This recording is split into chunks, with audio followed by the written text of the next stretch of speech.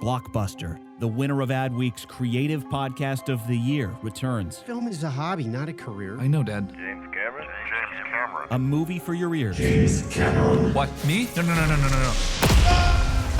This isn't what I envisioned. That's a bad idea, okay? About the world's most ambitious filmmaker. It has to be perfect. Just say, I'm the king of the world. What? Why would I yell that? Blockbuster. Get it wherever you get your podcasts.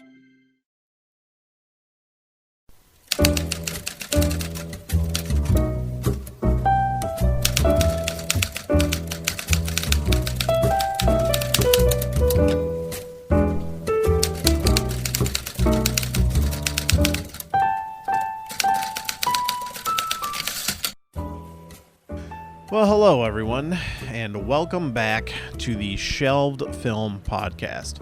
I'm your host, Jeremy Meyer.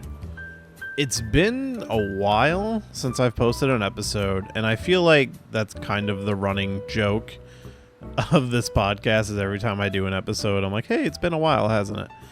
But it has. Last I checked, I haven't posted an episode since February, I think, when we did our second part to the Star Wars Episode 9 Duel of the Fates, the Colin Trevorrow Star Wars script. And there's a lot of different reasons why I haven't been posting episodes. Mainly just work. My day job has been kind of insane. Work hasn't, we have a big holiday sale every November, and then, that always takes us all the way through December. And, I managed to squeeze in a couple episodes at the beginning of the year, and then COVID-19 happened, and that really kind of put a damper in my plans, just because I couldn't, I was been wanting to get more guests and stuff on the show. And obviously not being able to go out and do anything was getting in the way of that. But, the show must go on. But the biggest problem was, again, work. Because of COVID-19, we were moved down to limited hours, but our workload never really changed. So from February until July, mid-July, we were working like crazy. I had a little brief time in late June because there was some time between, one of our sales and then before our 4th of July sale, we had one in June, one in July. I had a little bit of time where I got some episodes banked then, but it's just been crazy. And, I decided I wanted to use the time to try to get a bunch of episodes recorded so that when I came back today with this inaugural episode, that, I would have some stuff ready and I wouldn't be falling behind, and that I have, at least a couple months worth of episodes good to go. So that should give me plenty of time to get more episodes recorded and ready for when those ones run out and stuff. So hopefully there won't be another big lull for a while. I mean, it's inevitably going to happen just because work always seems to get in the way at some point. And, I try to fill that time as much as I can. And I'm opening up to new content ideas that will help fill the gaps in the episodes. So now that the show is back, and this being the first new episode, I should kind of address what's going to be going on with the show from this point on. So the main focus of the show has always been, I want to, cover these scripts for movies that never happened or changed or whatever. And I'm still going to do that. That's never going to change. That'll always be the core of the show. But realistically, doing those episodes takes a lot of work. I have to, read through the script, take a lot of notes. Reading through a script, it doesn't really take that long, but as you're doing it and you're sitting there taking notes on it, and some of the notes I take are pretty extensive, whether I use them or not, it makes it feel like a lot of work. And it is, and I want to put in a lot of work to have the best podcast that I can, and I hope I'm delivering the best content and that you guys are enjoying it, and I'm encouraging people to keep listening. But it's hard to get that stuff together. So what I'm doing is I'm opening up other kind of content ideas. I'm going to have more interviews. I have a couple already recorded and in the bank. Some of them kind of a normal length episode. One or two of them are going to be a little shorter, just because I'm always, how much time I have with a subject is always up in the air. But I'm also going to be doing different kinds of episodes. For example, one coming up is I am co-opting a feature that used to be on a film website called screened.com, and the website doesn't exist anymore. And I actually reached out to the two people who ran the website, Alex Navarro and Matt Rory, who work for Giant Bomb now. And they used to do a feature on the website called Defending Your Movie, where they would pick a movie that they're a fan of that either doesn't get a lot of attention or is viewed kind of poorly, and they would just talk about like why they think it's actually awesome. And so we're going to be doing that on the podcast. And I reached out to them and got their permission. I'm also going to try to reach out and see if maybe I can get them involved. I'm not going to hold my breath on it, but I think that'd be cool to at least try. So hopefully that'll happen. But yeah, so I'm going to be doing stuff like that. I'm kicking around an idea, and I've discussed it with a few people, but it's kind of one of those things where I can only do it if enough people agree to participate. But I'm not going to give too much away, but I will say it'll be kind of like a film school kind of topic, which is something that I kind of look at this podcast as like, it is a sort of film school for like specific viewpoints, and I want to kind of delve into the points of filmmaking that you don't often hear about, and use my podcast as a platform to kind of educate people like, hey, if you're interested in getting into film, there's a lot more to it than you might expect, and you don't hear about a lot of those parts. So maybe I can get some of that out there to the masses. More details on that if I can get enough people to do it. I've already had one or two agree, but I want to have more just in case, like, it works. I want to have some banked and ready to go. But yeah, so I'm just going to be including like a lot of new types of episodes. The goal will always be there will be one script covered a month, and then the other weeks will be filled with other kind of episodes that are all movie related. If I can do like big group reviews or something, I'll do that. Or if I can sit down with somebody and have a movie discussion, or if I can get an interview, those are the things that are going to fill the other weeks. And, we are going to stick to weekly, every Monday, kind of as we've been doing. But yeah, that's going to be kind of the plan going forward. There will always be a script covered a month. The other weeks, different types of movie discussions, and I want to do the Defending Your Movie. I still have always wanted to do like a movie pitch idea, if I can get some people involved in that. I'm also going to be opening up the phone lines to other people that might want to be on the show. So one thing you can do is you can go to Patreon, which we have a Patreon, patreon.com/shelved. I'm debating if I should change that to Shelved Film Podcast or Shelved Podcast, but I like to keep it short for now, Shelved. I have completely revamped the reward tiers over there. So the lowest reward starts at $1. The highest reward goes up to, I think, $20, $25 at most. And yeah, so there's different kinds of rewards. One of them involves promotion. So if you would like to have a month's worth of promotion on the podcast, so every episode for however many months you're subscribed, I'll advertise whatever you need to advertise. You got a business, or you putting out a book or whatever. Do you have a podcast and you want to be advertised? You can go over to the Patreon and sign up for that tier, and every month you'll get advertising. And you can provide an ad or just provide what you want me to say, however you want to do it. We also have merch now. If you go to belowthecollar.com and search for Shelved, because the way the website works, I don't know if my store just shows up on the store pages. I think if you just search Shelved Podcast, it should show up. But I got t-shirts over there. I got a mug, which is pretty great. You know, if you're a writer like me and you're up working late and you want to have some coffee, you got yourself a nice Shelved mug. And it's, probably the best way you can support the show, the Patreon and some merch. So, if you want to check those things out, I appreciate it. But you can also get something out of it as well, including one of the reward tiers is you can have a guest spot on the show monthly. You can come on the show. We can have a full-blown episode, have a movie conversation of your choice. Or if, you just want to have a short little thing, we can do that and tag it on an episode. Whatever it is. If you want to just ask me about a fucking movie that came out, I don't care. We'll do it. Also, just hit me up on Twitter. Shelved Film Podcast on Twitter.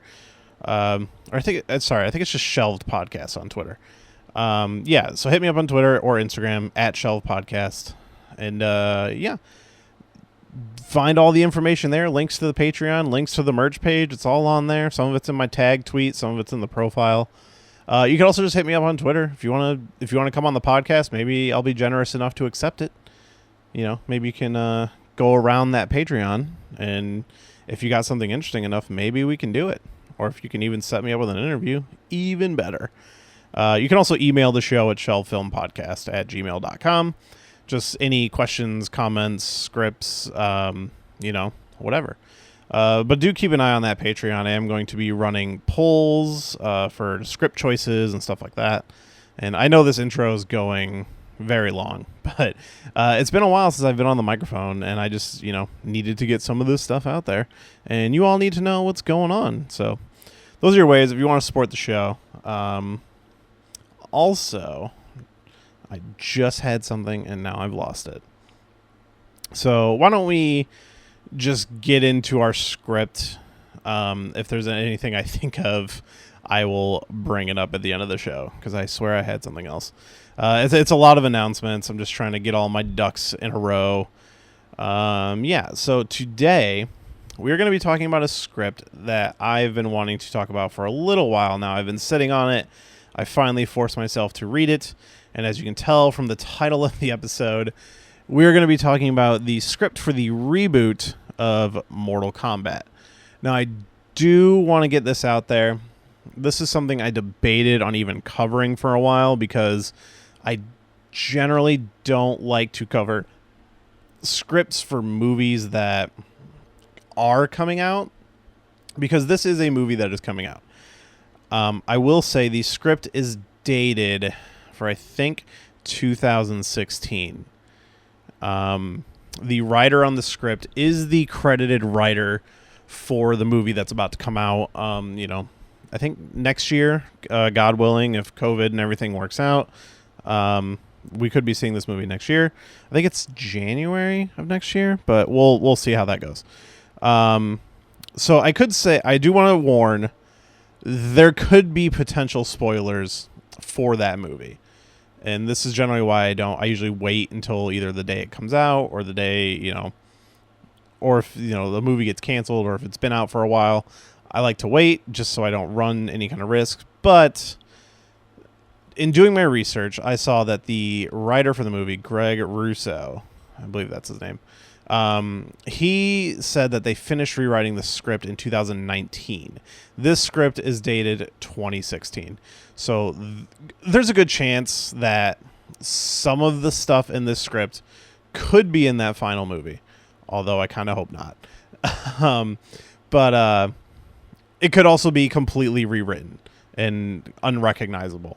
On the script I have, there are like 4 different writers, but in the writing credits on the Wikipedia, Russo is the only credited writer, and the version I have is he's credited for rewrites.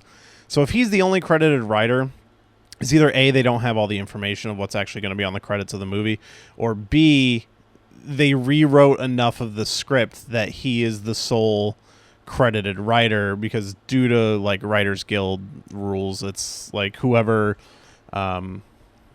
the higher percentage of script written gets the credit, so he could have completely rewritten it. So take that with a grain of salt, but I do just want to let you know, if you are curious about the Mortal Kombat movie, possible spoilers. And now that we got that out of the way, let's talk about it.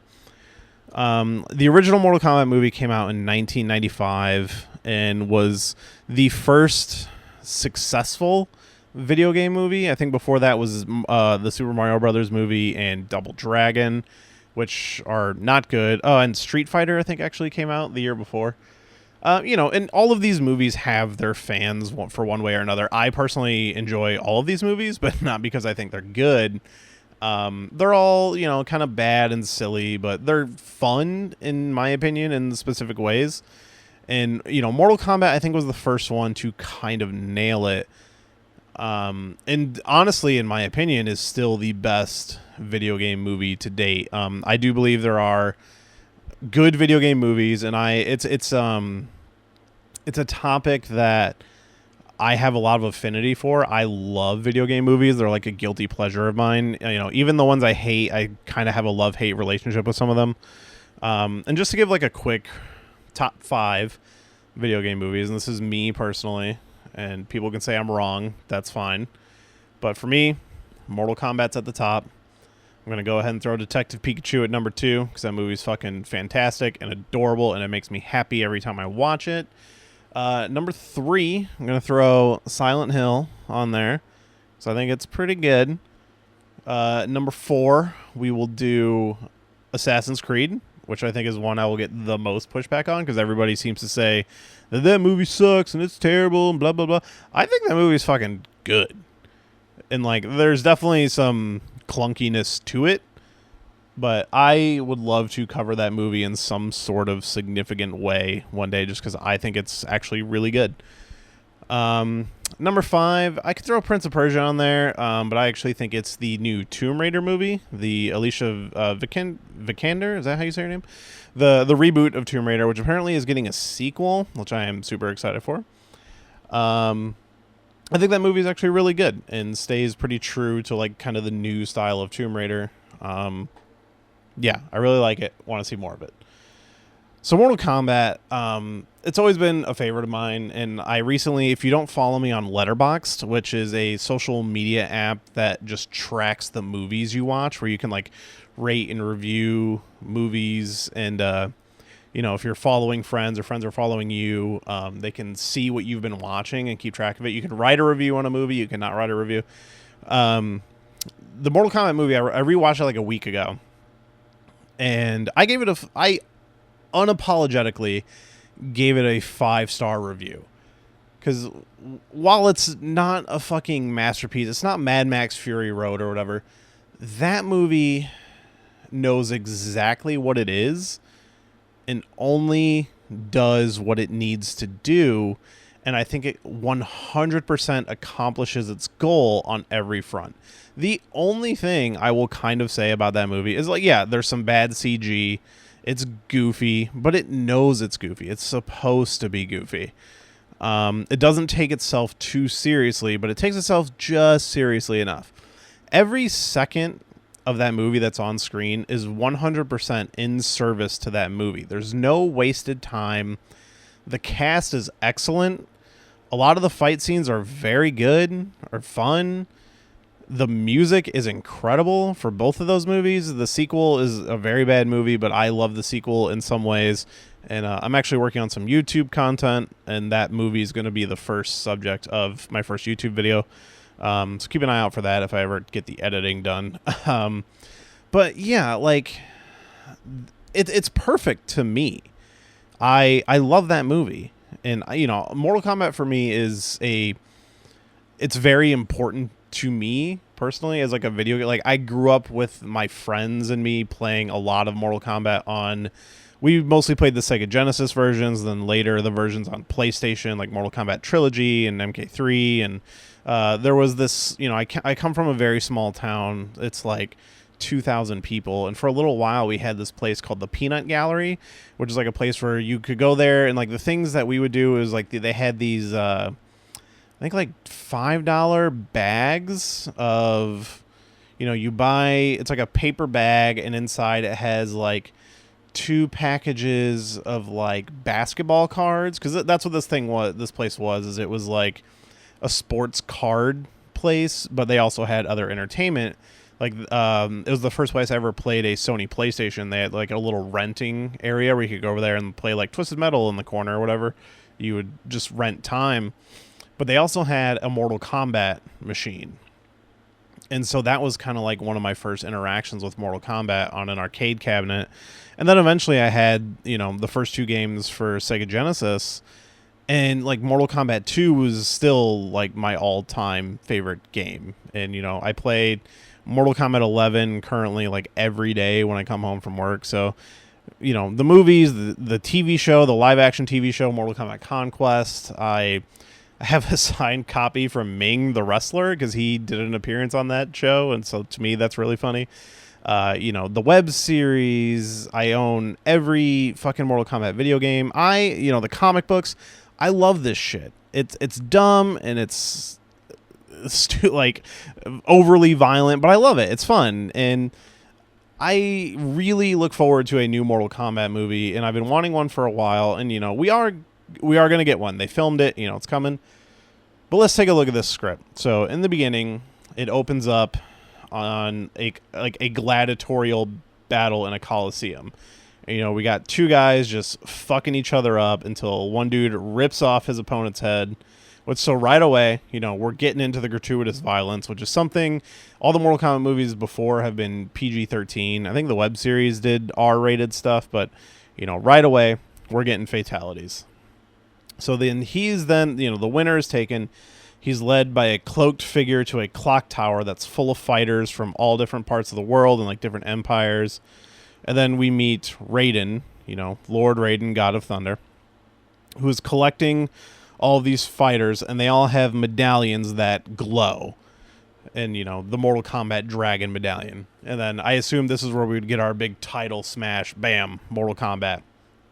Opening segment, we meet Raiden, who's like the guide, the guide for all the Earth warriors. I'm going to assume that if anybody's listening to a Mortal Kombat podcast, that they probably know a little bit about it. But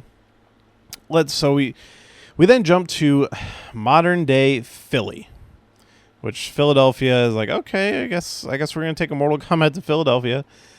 And I'm gonna say this is just where this thing already starts to kind of lose me. So we meet Cole Turner, who's a boxer, and he loses a boxing match in front of his daughter. He's a down on his luck fighter, but he has the MK Dragon tattooed on his back. And there's a lot of groan-worthy stuff. We're just gonna have to get through this, and we'll talk about kind of like the details on it later. Cole's daughter lives with his mother-in-law and his aunt. They imply that's because of courts he's not allowed to have her. His sister-in-law hates him. There's talk about his wife being gone. She's passed away. But he doesn't. He's being evicted from his apartment. He has no job. It's your run-of-the-mill, down on his luck loser. So he goes to his home, and then we get our first appearance of a Mortal Kombat character. Well, I guess technically Raiden, but in the modern day, we get Jax, who the guy with metal arms, but he doesn't have metal arms. So Jax shows up at his apartment, and he holds up a newspaper from the fight, and you can see the dragon tattoo. And Jax asks him like about the tattoo. And, Cole just tells us, like, I don't know, it's just something like my daughter, she found this picture, this, like, medallion that my dad had, and she, drew it, and I got it tattooed or whatever. But then Jax shows his medallion and how the eyes glow. Oh, no, I'm sorry. He shows Jax his medallion. Like here, this is this medallion, this is where the dragon came from. And then Jax reveals that he also has a medallion, and the eyes on his, they glow when they're like coming in contact with each other. So Jax, he's like, you got to come with me. So they hop in a couple SUVs, and they're cruising down the road, and Jax is telling him, he's like, you've been chosen to fight in a war. And he's just like, whoa, like, what's going on? And then Jax calls Sonya on the radio. And so we get the first name drop of Sonya. But then all of a sudden it starts to snow outside the car, and they're like, well, that's fucking weird because it's mid-June. But then the car in front of them just like completely freezes, and they end up driving through it and smashing through it, and it explodes. And then a giant icicle is thrown through the windshield and kills one of Jax's men. So some shit's attacking. If you know anything about Mortal Kombat, you probably know what the fuck's going on. But Cole tries to get out of the SUV, but they end up sliding and they're dangling over a bridge. Jax's arms get frozen to the steering wheel and then get broken off. Wink, wink. They tumble off the bridge and Cole's knocked out. He wakes up in a hospital, and it's been 4 weeks. His hand was shattered, and they replaced like parts of his hand with titanium. And he gets out of the hospital and he goes to see his daughter. And they use it, so he kind of tells her what's going on. They use a computer to look up the name Sonya Blade. And one of the things I hate so much is kids who are just smarter than everybody in scripts, and this one is kind of no exception. Of course, his daughter knows how to access the dark web, and she's literally like, oh, we need to find the dark web, or, we need to use the dark. It's a very bad line. And so, also very cringy, is they find a website about Sonya, and she has put out a book called Mortal Kombat, and they say the website even plays the theme song, which, if you know anything about, the Mortal Kombat movies before, you know the theme song, the Mortal Kombat. So Cole drives out of town to the Applewood Farms, and he gets 2 flat tires and he's attacked. Wait a minute. I didn't write what he's attacked by. Okay, that's weird. I didn't write what he's attacked by. I think he's attacked by Sonya.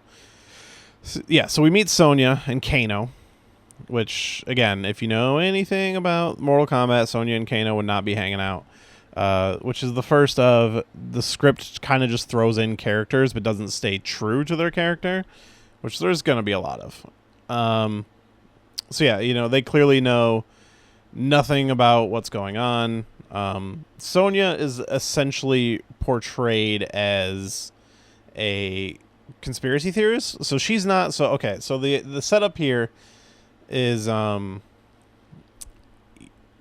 so she tells the story. She's been tracking this stuff through years, through history, through conspiracy, and that the deal is, fighters are chosen to fight against another realm, which is the story of Mortal Kombat.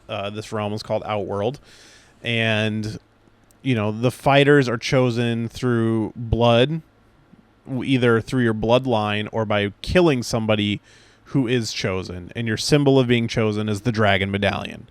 So Kano is chosen, Cole is chosen, because his father was, and Sonya is actually not chosen. So she's just kind of along for the ride. We get a couple name drops of some fighters like Nightwolf and Stryker. So as they're talking, they are then attacked, and they are attacked by Reptile, who's my personal favorite character from Mortal Kombat. They attack. It's kind of a scuffle. Chaos. Kano gets his eye scratched because if you remember from the video games, Kano has like a metal plate over his eye where he shoots a laser out of, and he gets his eye fucked up. He doesn't have the metal plate on his face throughout this movie. And then Kano, gets the kill. And I should point out that there's a lot of forcing of humor in this. So Kano, they still treat him kind of like the asshole because he was the bad guy in the video games. He's a bad guy. And, I think they all kind of kill Reptile together, but Kano's the one that kind of gets the final kill. And he's like, I think we can all agree that counts as my kill. It's actually, kind of a funny line, but they do try to force in, a lot of humor, especially between Kano and Cole. They kind of just, go at each other all the time. So they're looking at Kano's, Sonya's research on the wall. She's got all the lines, the red string, classic conspiracy wall. And Kano recognizes a rune, a picture of a rune that she has, and he knows where to find it. And I should point out, so another example of horrible writing is, and not all of this is horrible writing, just this specific thing, when we first meet Sonya, there's a joke about her being a crazy cat lady, and like she kind of chastises Cole about like, well, that's a fucking really shitty way to just like look at a woman. But then it's revealed that she does have like 20 fucking cats. And I'm like, okay, this is really stupid. Okay, so from there, you know, he recognizes the rune. We get our first look in Outworld, and we see Molina as she speaks to a hooded figure and tells them that Reptile was defeated. You can probably guess who the hooded figure is, but I will wait for the reveal. Okay, so then we jump to, they're on a cargo plane, Kano, Sonya, and Cole. Sonya has like a lot of specific knowledge to tell us, but we never have any idea how she knows any of it. It's just kind of like, oh, you know, she's been researching all this shit and blah, blah, blah, but they, you know, okay, cool. It just seems like she's the exposition character, and that's just like a really weird place to put Sonya. You know, so Cole wonders, like, since his dad has a medallion, was he a fighter too? But that conversation kind of gets dropped because they reach their destination, but they have to parachute out of the plane. And this actually leads to one of the cooler action scenes of the script. As they're parachuting, they get caught in a rainstorm. And they are literally fighting the ninja, the purple ninja from the video games, Rain. And so he's able to, like, as they're free falling, he's kind of like able to travel through the rain. So he's kind of popping up on each one of them and, you know, kind of attacking them. And they're doing their best to fight back, but he can literally just come out of anywhere. So, you know, he's just fucking them up. And Kano actually eventually kind of like tackles him and just like flies down towards the ground, and he pulls his parachute but lets Rain fall, you know, killing Rain. So already Kano's racking up the kills. He's got 2. And they end up landing on the ground, but they're like way off course from the village that they're supposed to be in. And, you know, so they're traveling through this jungle and they end up getting lost, but they're found by this guy Jin, who's like a monk, and he leads them to a rundown temple. You know, he says, I know what you're looking for, I can help them. And, you know, once they get there, Sub-Zero shows up. We get our first glimpse of him. The ice ninja who attacked the convoy earlier. And Jin leads them through like a magical doorway that leads to another realm, but leads them into like a bazaar. Just like a big group of shops from, you know, basically, it's kind of implied it's kind of like an in-between place of all the realms. So you have a bunch of different races from all the different realms just kind of running different shops, and this is kind of their introduction to the Outworld stuff and what's actually going on. So, you know, Jin kind of sits in there and he's like, don't do anything, he's gonna go find the other champions. So Sonya and Cole take a seat at a vendor and they're just kind of hanging out. You know, we get some in-game references like realm and name drops. So, you know, they mention other realms outside of Outworld. I think like Chaos Realm or Another Realm or something is mentioned. And we see different species, like they mentioned the species that like Reptile is, and the Tarkatans, which is Baraka from the Mortal Kombat games. And Kano actually gets into a fight with the Tarkatans, and so Sonya and Cole, they have to jump in to help, and they start fighting. And then they end up getting swarmed, but they are rescued by the other 2 champions, Kung Lao and Liu Kang, who, you know, are always like the big heroes of Mortal Kombat. You know, the Chinese martial arts monks. So, you know, Kung Lao has the hat with the blade that he throws. Liu Kang throws the kicks. So, you know, they're led to the same clock tower that we see in the opening segment of the movie. And inside there's a comically old man, is how he's described, called the Overseer. And he sits them down and explains Mortal Kombat. And, you know, how humans used to train for centuries and fight in this, but it's kind of been long since forgotten. And, you know, so the whole concept of Mortal Kombat is, you know, Outworld wants to take over all the other realms, but the Elder Gods, who are kind of the lords of this world, they put a system in place in order to invade a world, one realm has to win 10 straight Mortal Kombat tournaments in a row, thinking it would be pretty much impossible for any one realm to win 10 in a row. But because Earthrealm has kind of just become ignorant of this process. They've just been like sweeping every year, and this is the final year.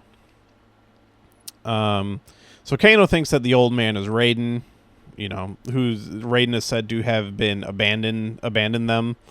So, but Kano's like, yeah, I bet it's this fucking old guy. And then he explains how they're all that's left, and that one thing that this script does that I think is actually pretty good, and it's a way to explain how, because in Mortal Kombat, in the fighting games, all the characters have a lot of different powers. Like Liu Kang can throw fireballs, Kung Lao throws his hat and it comes back to him, and so on and so forth. They explain that because they are chosen fighters and they have the medallions, that they each gain access to some sort of mystical ability called an arcana. And so that's why in this, Liu Kang can throw fireballs and Kung Lao can control his hat telepathically. And a big part of it is Kano and Cole need to find out what theirs is. So, and they have to figure out how to trigger it. So now they have to train. So Cole and Kano, they start training. They keep trying to fight Liu Kang and Kung Lao, and they just keep getting beat up. Cole's bandaged hand starts bleeding, and so he sits down with Liu Kang, who's going to redo his bandage, and Liu Kang tells him how they grew up on the street, and now he actually got his medallion because he killed a child trafficker. They grew up poor and homeless and stuff. Cole's hand, he gets wrapped in yellow bandages, which they make a point to that, and so I pretty much knew, okay, he's probably going to be Scorpion, isn't he? I should say Cole is not a character from the video games, and that was the big thing. Details about this script had leaked out. I was like, oh, it's just about some dude and his daughter, and I'm like, oh, that sounds really bad. And now I see in here that it's okay, so you're going to try to ham-fist, force him into a character, and there's so much lore with Mortal Kombat that it's just weird when you try to do something different. I know everybody wants to make it their own, but whatever. Okay, so they're trying to bring out Cole's Arcana, and they're trying out different ways. They're trying fear, and that doesn't work. So they're all sitting down for dinner, and they're all just kind of ragging on Kano, and they actually, through anger, get him to activate his Arcana, which is an eye laser, which Kano has in the game. But in the game, it makes sense because he has a metal plate on his eye, and who knows what kind of shit's going on under there. But in here, he can just shoot a laser out of his eye. It's whatever. Okay, so they, he gets to rub it into Cole's face, and they keep training, and Cole still can't reveal his Arcana. So he pretty much feels like a failure. And, he sits down, and Sonya tries talking to him, and he kind of insults her, because she's not chosen, but then he kind of decides to quit. So Jin's like, all right, well, I can take you back home. And then this is when he reveals to Cole that this is kind of Earth's last chance, because Outworld has won the last 9 tournaments, and this is the last one. So Cole decides he's gonna stay and fight, and then he just wants to say goodbye to his daughter. And this is kind of where I realized that for 30 pages, nothing has happened. It's just a lot of training. So Cole returns to the clock tower, and he says he's in it to the end. He does get brought back home, and he sees his daughter, and he says goodbye and stuff. So suddenly the clock tower and the market are attacked by Outworld, and the tournament has officially begun. And we get to see our cast of villains, who, this is incredibly random, I will say. So Sub-Zero and Molina are kind of the leaders, and they lead a team of Cabal, Nitara, Draman, and Reiko. So to set it up, the original Mortal Kombat movie pretty much features all of the characters that were in the original Mortal Kombat game, including Reptile, who was a secret character that you could fight in the game, but then was put into subsequent games. Nitara is from the 9th game or 8th game. that is like kind of not even well liked. Draman is from like the 8th or 7th game, and it's like a character that I had to look up because I couldn't even really remember. Reiko is from like the 4th game and is just like such a bland character, like including Reptile and Rain earlier in the movie. Like they should have included these kind of nobodies earlier, because it's just and then so Cabal is actually a human, and in the video games he's tied to Kano because they're part of a group called the Black Dragon, like a mercenary group. So, but he's also like kind of a good guy in some of the games. Like, so that it's really weird to just make him an Outworld character. And Sub-Zero is also a human and generally fights on the good guys' side for Earthrealm. In the first movie, they did mess with that, saying that like, oh, you know, him and Scorpion are enemies because they were in the fiction, but they're kind of like slaves to Shang Tsung, who is, you know, the sorcerer leader of the bad guys, so the hooded figure here is also revealed to be Shang Tsung. And yeah, I don't know, it's just such a random selection of characters from the video games. So at this point, Jin is in fact revealed to be Raiden, which would probably seemed incredibly obvious. And yeah, like, so, like, kind of where we are is just what the original movie did so well is it gave us a central villain. Like, Shang Tsung is actually the first person you see in the original movie, and he's, like, present throughout the whole thing. At this point, we're 55 minutes into this, what would be 55 minutes into this movie. 55 pages or so into the script, which is, you know, over or halfway point. It might even be a little over.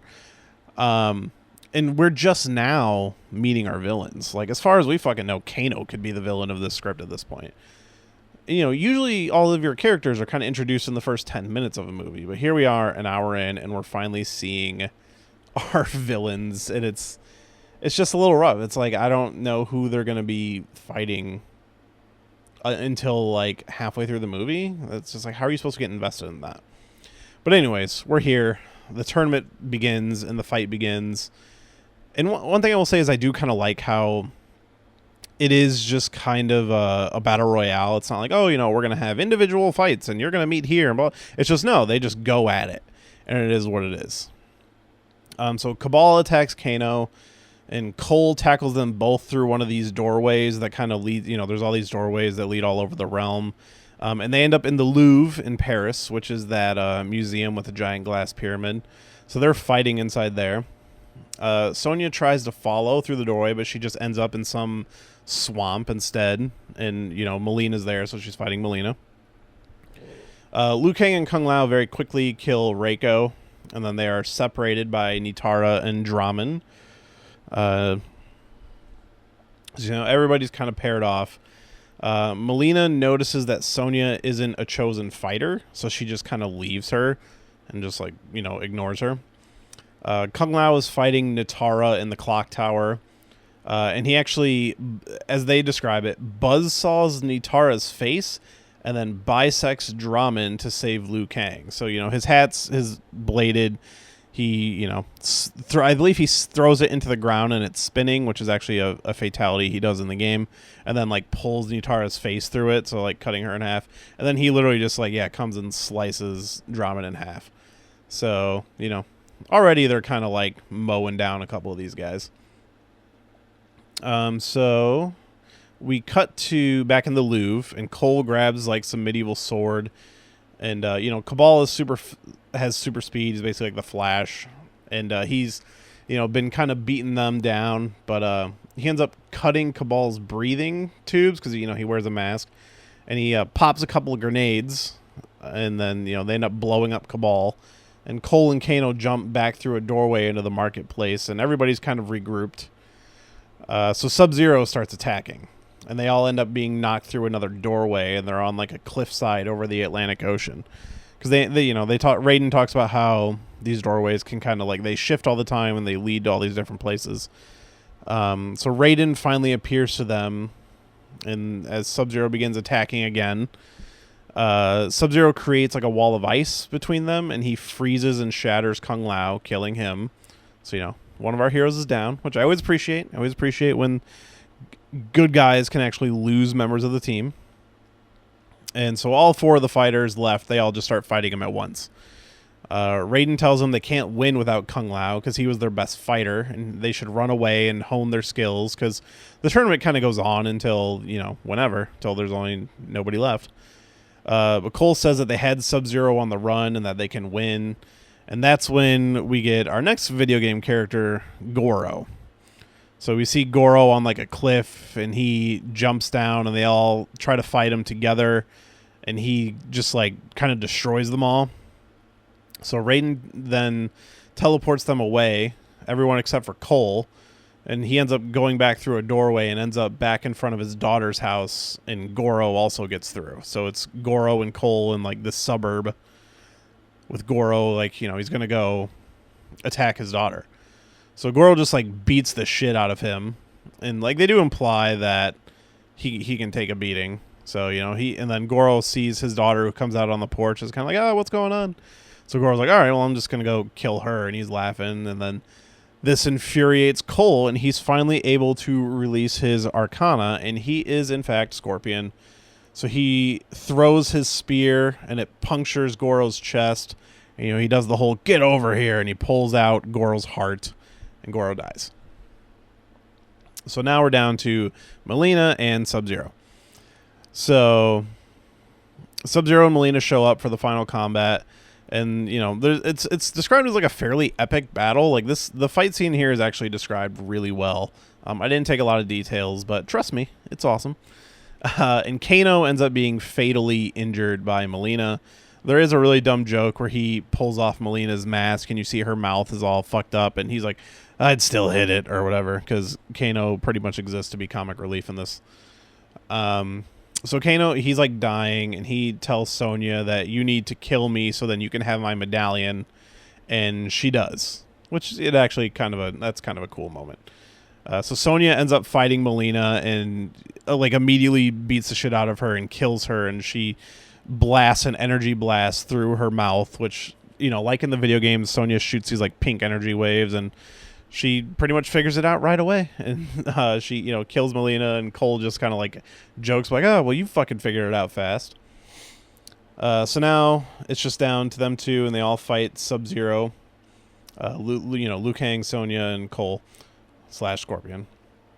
He freezes the other two, but Cole is still fighting, and Cole manages to catch Sub-Zero in his chest with his spear, and then he ends up breathing fire down that like travels down the spear and sets Sub-Zero on fire. And so Sub-Zero is dead, and they have finished all the Outworld fighters. So then Shang Tsung then reveals, because he's still left, that Cole's father was actually from Outworld. And so Cole is technically a fighter for Outworld. And so, Outworld doesn't lose until they kill Cole. And so he asks Sonya and Liu Kang to kill him, but they refuse. And this is where this all just fucking falls apart, because then it literally just doesn't have an ending. The tournament is just at a standstill, and Shang Tsung just escapes. He just flees. And, Raiden says new champions will be chosen for when they return, and the movie just ends. And it's just like, what the fuck?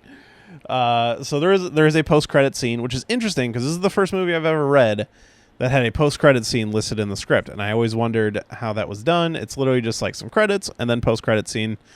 In the post-credit scene, we're revealed that Jax is in fact alive, and he now has his metal arms, and he's being recruited as an Earthrealm fighter. And that's Mortal Kombat, the reboot. Massive disappointment, I would, to say the least. So as I said before, I think the original Mortal Kombat film, while they do like mix up the mythology a little bit, they stay pretty close to what was established in the video games. This version very much tries to make it its own thing. Some of that stuff I think works well. I do think the fight scenes are pretty good. I like the addition of the having a medallion gives you the powers, the Arcana, and the explanation of that stuff. I think that's actually good. Like I said, some of the fight scenes are cool. All of like the tournament fighting stuff is pretty good. The rain scene is pretty cool. You know, Reptile showing up is decent, although he's my favorite character. I wish he got a little more to do. But I do think the handling of the main cast is a little clunky. Kano just comes off as embarrassing comic relief / asshole good guy, bad guy. Sonya is presented as this crazy conspiracy theorist, which doesn't fit her character as well. And I just think the inclusion of some rando character that you then force to be Scorpion, who Scorpion is the most popular Mortal Kombat character, and fucking with his mythology is the thing that's going to bother fans the most. And the Scorpion and Sub-Zero rivalry is something you want in the movie. And just the random selection of characters, like Natara and Draman and Reiko, really should have been different characters. Like, I would have just stuck with the core characters from MK3. I understand, you know, in a lot of situations like this, they want to avoid characters that have already been used, aside from the ones you need. And, you know, they want to spotlight some of the other characters. But they don't really do anything with some of these characters. Like, even in the original movie, you know, you see a lot of these, like, all the villains and stuff, they're established throughout the movie. You see Scorpion, Kano, and Goro, and Shang Tsung all long before they actually fight. You know, again, there are things about this version I do like. I like how Goro just kind of shows up. The whole Battle Royale aspect of the fighting is kind of fun. But it does just, like, there is no main villain for most of the movie. Shang Tsung doesn't even fight. He literally just flees to set up the sequel. And I don't know, like, in the first game, you fight fucking Shang Tsung. He should be the final boss. Like, having Sub-Zero as your final boss is a little weird. And, for example, they even describe all the Outworld fighters as essentially being, like, demons. And, like, no, Sub-Zero was a human who fought for the human side. And even in the original movie, when they did make him a bad guy, they gave you some sort of explanation for it. You know, Shang Tsung says, they are the deadliest of enemies, but slaves under my power. And so there is an explanation for it. But overall, I hope this movie has been pretty well rewritten. If this version came out, maybe it would be fine. Like, seeing it to screen is obviously completely different than reading it, and I do like how it's written as a brutal, hard R-rated movie. Like, there's a lot of blood and violence in this that we haven't really gotten in any of the proper Mortal Kombat movies or TV shows. So I'm excited, and, you know, those games have just become so cartoonishly violent as they've come on. Like, Mortal Kombat 11 is one of the most violent things I've ever seen, but it's incredibly over the top, so it's just not really taken seriously. This script kind of takes itself too seriously and goes out of its way to justify a lot of that stuff, and I don't think it's wholly successful, but some of it does work on a conceptual level. I just hope there is a lot more rewriting going on. And I will say, looking up the cast list of the movie, there are some castings that kind of worry me. There is somebody cast as Nitara. I think all the fighters that are listed in the script are cast, except Reiko is not there. There is no Johnny Cage, which he should be in the first one. Like, I feel like Johnny Cage is kind of an important character, especially in the video games. They've made him very important later on. It seems like a huge loss for him not to be in the first one. He is, like, name dropped at one point in the script, but that's the most you get out of that. But yeah, I think that's kind of all my thoughts I have on Mortal Kombat. It's fun. It's fun to just be here doing this again. So yeah, get ready for all the changes coming around. The next episode dropping is going to be an interview that I recorded, an interview with film director Dwight Little, who also directed a video game movie called Tekken. So I'd recommend watching Tekken if you're interested in watching any of the other movies of his we talked about. We did talk about Murder at 1600, which is a movie I rewatched before this. He did a Brandon Lee movie, which I think it's called Rapid Fire. And then he also directed Halloween 4, one of the Halloween sequels. So that I had a lot of fun talking with Dwight. You know, I mostly contacted him because I wanted to talk about the Tekken movie. As I said, I am a video game movie fucking apologist. So I wanted to talk to him about that. And, you know, our time was limited, but it was a really fun interview. So that'll be the next episode. So thank you for listening. Be sure to check out all those links I dropped in the beginning. The Patreon at patreon.com/shelved. The Twitter and Instagram at Shelved Podcast. Our merch at belowthecollar.com. Search for the Shelved Podcast. You can email me at shelvedfilmpodcast@gmail.com. But yeah, that's going to be all for today's episode, and I can't wait for you guys to hear the next one.